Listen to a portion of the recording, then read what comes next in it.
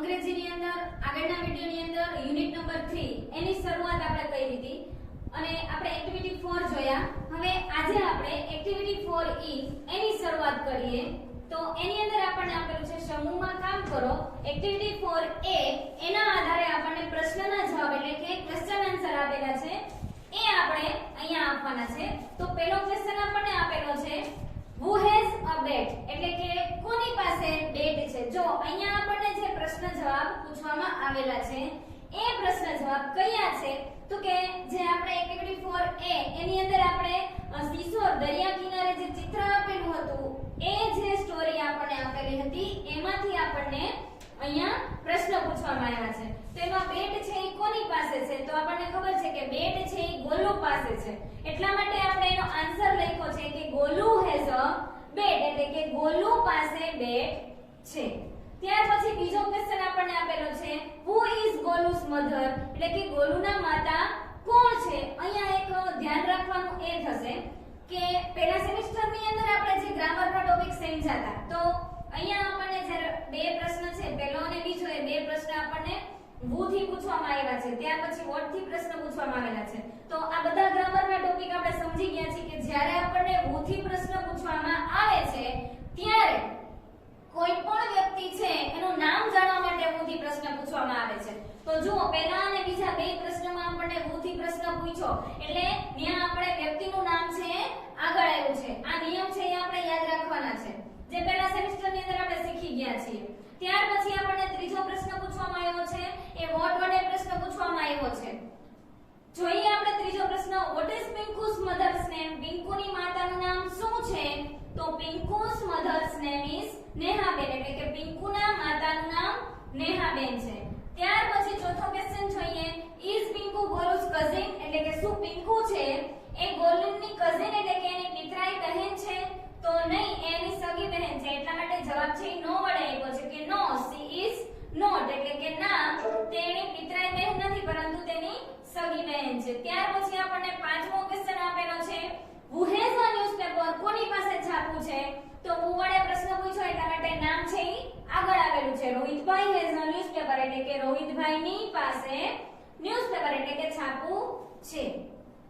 છઠ્ઠો ક્વેશ્ચન જોઈએ where is Pinku's family પિંકુનું ફેમિલી છે એ ક્યાં છે તો Pinku's family is on the seashore એટલે કે એ કયા સ્થળે છે દરિયા કિનારે છે. એટલે આપણને જવાબમાં કીધું છે કે દરિયા કિનારે છે.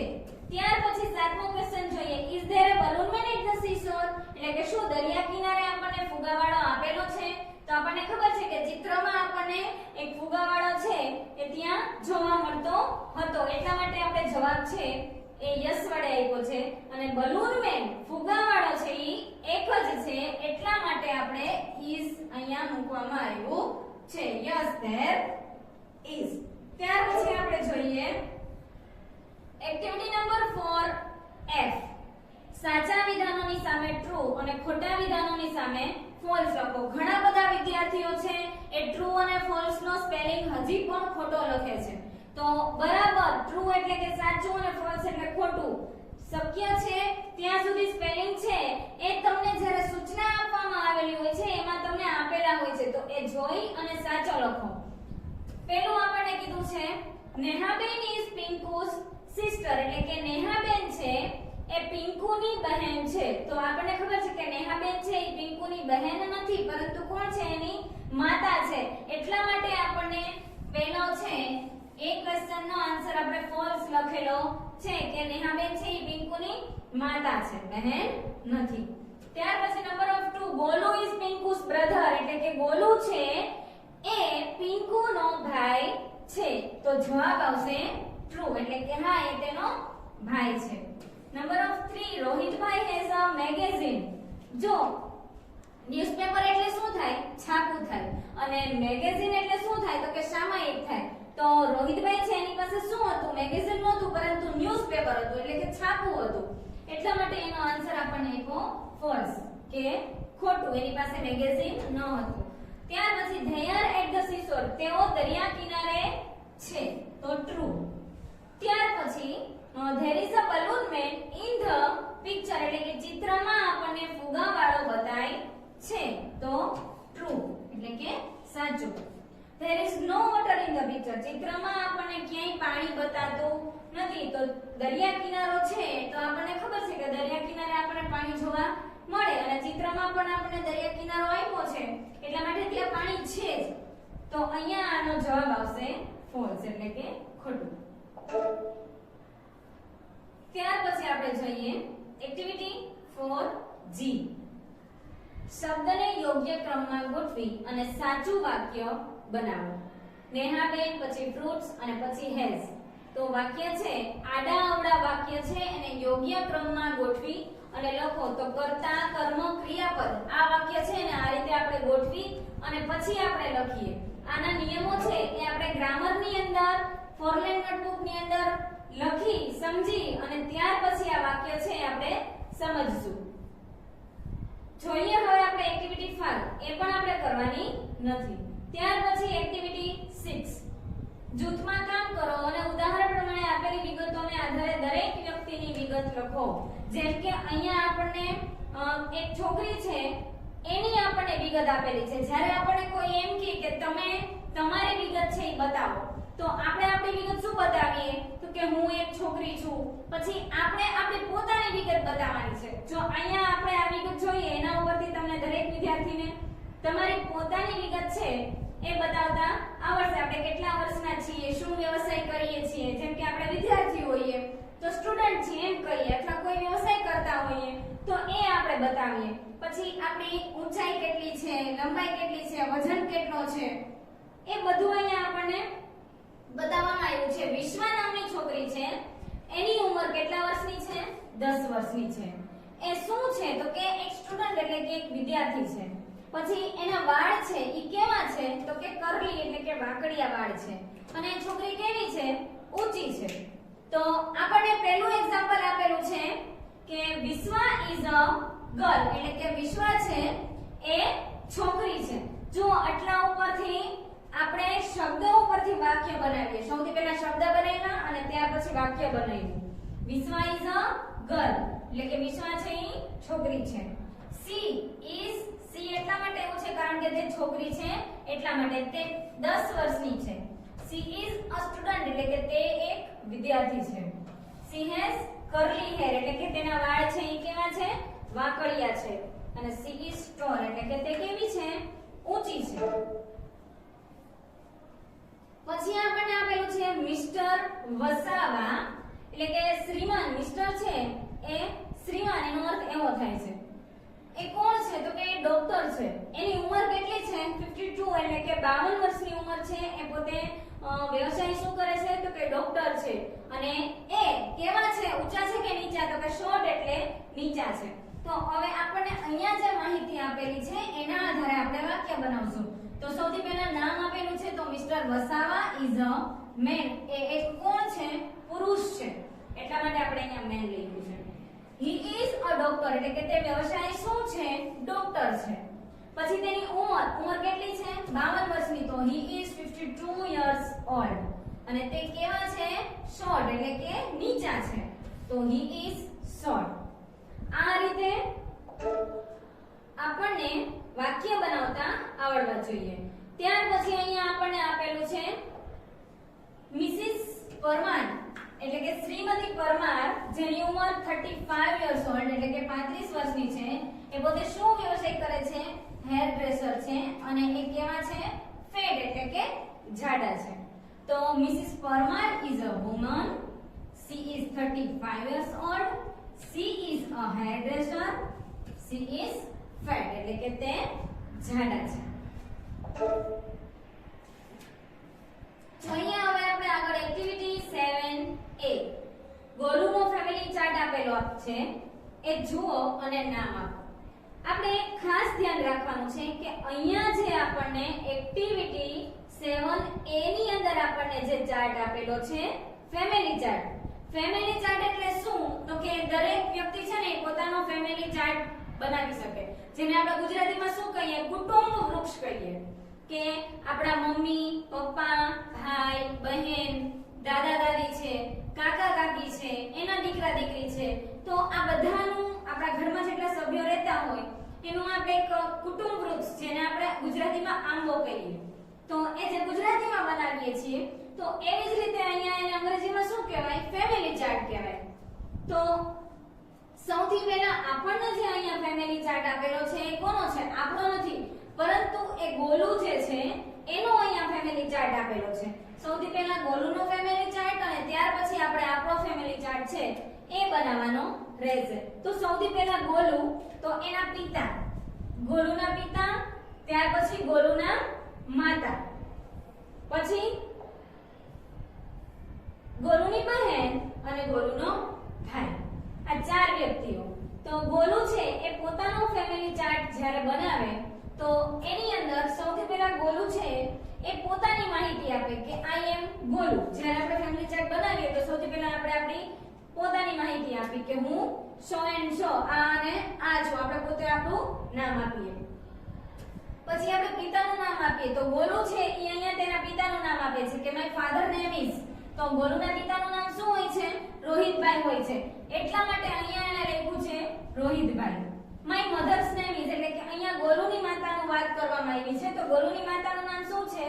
નેહાબેન છે. અને માય સિસ્ટર્સ નેમ ઇઝ એટલે કે મારી બહેનનું નામ, એની બહેનનું નામ શું હોય છે? પિંકુ હોય છે. તો આ છે એક કોનો ફેમિલી ચાર્ટ છે? ગોલુનો છે.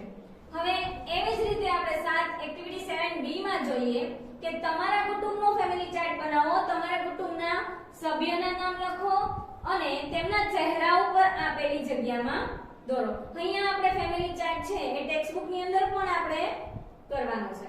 તો અહીંયા આપણે ઘણા બધા નામો આપેલા છે. ગ્રેન્ડફાધર એટલે કે દાદા, દાદી. અહીંયા પણ ગ્રેન્ડફાધર એટલે દાદા અને દાદી. પછી આંટી અને અંકલ, પછી માતા અને પિતા, આંટી અને અંકલ. જો બે કાકા કાકી હોય તો આપણે બેના નામ લખી શકીએ. જો આપણે એક કાકા કાકી હોય તો આપણે એકના નામ લખી શકીએ. પછી બ્રધર અને સિસ્ટર અને અહીંયા આપણે પોતે. આ રીતે આખું ફેમિલી ચાર્ટ છે. આપણા ભાઈ, આપણા બહેન અને આપણે પોતે. હવે જો આપણો પોતાનો એટલે કે અહીંયા દરેક વિદ્યાર્થી છે ને એ પોતાનો ફેમિલી ચાર્ટ બનાવશે, નહીં કે બાજુવાળાએ બનાવ્યો છે એવો જ આપણે બનાવીએ. કોઈકને એક ભાઈ હોય, એક બહેન હોય, કોઈકને બે ભાઈ હોય, બે બહેન હોય, પોતે સિંગલ હોય, કોઈ ભાઈ બહેન ન હોય, આવું પણ બની શકે. તો આપણે આપણો અહીંયા પોતાનો છે એ અહીંયા ફેમિલી ચાર્ટ બનાવવાનો છે. તો અહીંયા હું મારો ફેમિલી ચાર્ટ બનાવું તો સૌથી પહેલા હું શું કરું? તો હું મારો ફેમિલી ચાર્ટ બનાવું તો એમાં સૌથી પહેલા હું મારો પોતાનો પરિચય આપું. એટલે કે હું મારું પોતાનું નામ કહું કે મારું નામ સો એન્ડ સો. તો અહીંયા મેં મારો ફેમિલી ચાર્ટ બનાવ્યો હોય તો સૌથી પહેલા આઈ એમ, તો મારું નામ પૂજાબા છે તો અહીંયા મેં મારું નામ લખ્યું હોય. પછી ફાધર્સ નેમ, તો અહીંયા પિતાનું નામ. પછી અહીંયા આપણે પૂરું વાક્ય છે એ આપણે જાતે લખવાનું છે. પછી માતાનું નામ, પછી ભાઈનું નામ, બહેનનું નામ, પછી દાદાનું નામ અને આપણા દાદીનું નામ. તો માતા, પિતા, ભાઈ, બહેન, દાદા અને દાદી એ બધાના નામ છે એ આપણે અહીંયા લખવાના રહીએ. દરેક વિદ્યાર્થીએ પોતાની વિગત છે એ અહીંયા ફિલ અપ કરવાની રહેશે. જોઈએ હવે આપણે એક્ટિવિટી 8. એની અંદર આપણને કંઈક કોયડાઓ જેવું આપેલું છે. એ કોયડા છે આપણે ઉકેલીએ અને એનો જવાબ આપીએ. સૌથી પહેલું કોયડું આપણે જોઈએ તો પહેલું કોયડું છે એમાં આપણને શું પૂછવામાં આવ્યું છે? It is a big animal એટલે કે કોયડું એટલે જેને ઉખાણું કહેવાય છે. તો ઉખાણું પૂછે છે કે એક મોટું પ્રાણી છે. It has two long teeth જેને બે લાંબા દાંત છે. It has one trunk એટલે કે એને trunk એટલે સૂંઢ, તેને એક સૂંઢ છે. What is it? તે કોણ છે? બોલો કે જેને બે લાંબા દાંત છે, એક સૂંઢ છે. તો આપણને બધાને ખબર છે કે સૂંઢ કોને હોય? હાથીને હોય ને. તો એટલા માટે એનો આન્સર શું આવશે? an elephant એટલે કે હાથી. ત્યાર પછી બીજું કોયડું આપણને એ રીતે આપેલું છે. It has no wings. Wings એટલે પાંખો. તેને પાંખો નથી. But it flies in the sky. છતાં પણ તે આકાશમાં ઉડી શકે છે. કે પાંખો નથી અને છતાં પણ એ આકાશમાં ઉડી શકે છે. It is not a bird. એ પક્ષી નથી. તો એ શું વસ્તુ છે? એ કઈ વસ્તુ એવું છે કે જેને પાંખ નથી અને પક્ષી પણ નથી અને છતાં પણ એ આકાશમાં ઉડી શકે છે? વિચારો જો એ શું આવી શકે? તો પાંખ વિના, પક્ષી ન હોય છતાં પણ આકાશમાં ઉડે તો એ કોણ? અ એટલે કે એ પતંગ કે જેને પાંખ ન હોવા છતાં પણ આકાશમાં ઉડે છે. હવે ત્યાર પછી આપણે જોઈએ ત્રીજું ફોયડું. It has 4 legs એટલે કે તેને 4 પગો છે. It cannot walk છતાં પણ તે ચાલી શકતી નથી. We sit on it આપણે તેના ઉપર બેસીએ છીએ. તો what is it? તે શું છે કે જેને 4 પગ છે છતાં પણ ચાલી શકતી નથી અને આપણે તેની ઉપર બેસીએ છીએ? તો એનો આન્સર આવશે a chair એટલે કે ખુરશીને 4 પગ હોય અને તે ચાલી નથી શકતી અને આપણે તેના ઉપર બેસીએ છીએ. હવે નેક્સ્ટ આપણે એક્ટિવિટી નંબર 9 જોઈએ. તો આપણને એક્ટિવિટી 9 ની અંદર સરસ મજાની એક પતંગિયું આપેલું છે. એ પતંગિયાની આપણને અહીંયા પોએમ્સ ની અંદર વાત કરવામાં આવી છે કે એ પતંગિયું છે એ સૌથી પહેલા મોટું છે. તો એ સૌથી પહેલા જ્યારે નાનો હોય છે આપણને ખબર છે કે એ શેમાંથી મોટું થાય છે? તો કે એક ઈયળ છે. ઈયળમાંથી પછી શું બને છે? તમે આસપાસની અંદર ભણી ગયા હશો કે એક ઈયળ છે અને ઈયળમાંથી પછી શું બને છે? કોશેટો બને છે અને કોશેટોમાંથી પછી એ મોટું થઈ અને એક સરસ મજાનું પાંખોવાળું પતંગિયું બને છે. તો એ પતંગિયાની અહીંયા આપણને માહિતી આપવામાં આવી છે કે શું માહિતી આપવામાં આવી છે? તો કે બ્રાઉન એન્ડ ફરી એટલે કે બ્રાઉન એટલે કે કથ્થઈ કલરનું અને ફરી એટલે કે સરસ મજાનું રૂંવાટી વાળું કેટરપિલર ઇન અ હરી એટલે કે કેટરપિલર એટલે કે શું થાય? ઈયળ થાય. સૌથી પહેલા આપણને ઈયળની વાત કરે છે અને પછી એ પતંગિયું છે કેવી રીતે બને છે એની આપણને અહીંયા સમજ આપી છે કે એક ઈયળ છે કે જે ઉતાવળી જતી હોય છે. પતંગિયાની ઈયળ એ ઈયળ કઈ છે? તો કે પતંગિયાની ઈયળ છે કે જેમાંથી એ મોટું થશે તેમાંથી શું બનવાનું છે? પતંગિયું બનવાનું છે. એને કહે છે કે કથ્થઈ કલરની એક રૂંવાટી વાળી અને પતંગિયાની ઈયળ છે. ટેક યોર વોક એટલે કે તું સતત ચાલતી જા. ટુ ધ શેડી લીફ શેડી એટલે કે છાયાવાળું ઘટાદાર હોય એ પાંદડું. લીફ એટલે પાંદડું. ઓર સ્ટોક એટલે કે એક છાયાવાળા પાંદડા ઉપર તું સતત ચાલતી જા અથવા તો એ ક્યાં સુધી ચાલતી જા? તો કે જ્યાં સુધી એ પાંદડાની દાંડી ન આવે ત્યાં સુધી તું ચાલતી જા. ઓર વોટ નોટ અથવા તો ક્યાંય પણ કે તું એક પાંદડા ઉપર જે પાંદડું છે ત્યાં સતત ને સતત એનાથી આગળ બીજા પાંદડા ઉપર આ રીતે ઈયળને કહે છે કે તું સતત ચાલતી જા અથવા તો કોઈ પણ જગ્યાએ તું ચાલતી જા. મે બી અ લવલી સ્પોટ અથવા તો કોઈ સરસ મજાનું સુંદર સ્પોટ એટલે કે સ્થળ છે એ કોઈ સુંદર મજાનું સ્થળ છે એના ઉપર પણ તું સતત ચાલતી જા. નો ટોડ સ્પે યુ કોઈ પણ દેડકો છે અથવા તો કોઈ પણ છે પક્ષી છે એ તારી ઉપર નજર નહીં રાખે. નો બર્ડ પાસ બાય યુ અથવા તો કોઈ પક્ષી છે પાસ એટલે કે તારી બાજુમાંથી તારી પાસેથી કોઈ પક્ષી છે એ પસાર નહીં થાય. જો અહીંયા એનું ગુજરાતી કીધું છે કે કોઈ પક્ષી છે એ તારી પાસેથી નહીં પસાર થાય. ગ્રો અપ એન્ડ ફ્લાય એટલે કે તું મોટું થા અને ઉડ.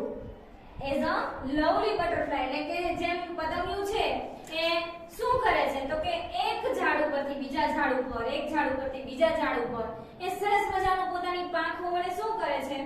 ઉડે છે. તો એવી રીતે આ ઈયળને કહે છે કે તારી સરસ મજાની જે કથ્થઈ કલરની રૂંવાટી છે એ ઈયળ તું મોટી થા અને તું ચાલતી રહે અને તું મોટી થા અને તું પણ એક પતંગિયાની જેમ ઉડતી રહે. તો હવે અહીંયા એક્ટિવિટી 9 સુધી આપણે પૂર્ણ કર્યું અને આપણું પાઠ્યપુસ્તક છે એની અંદર આપણું યુનિટ નંબર 3 છે એ અહીંયા સંપૂર્ણ પૂર્ણ થાય છે. હવે આપણે આગળ સ્વાધ્યાય પોથીમાં અને 4 લાઈનમાં જોઈશું. હરિઓમ અસ્તુ.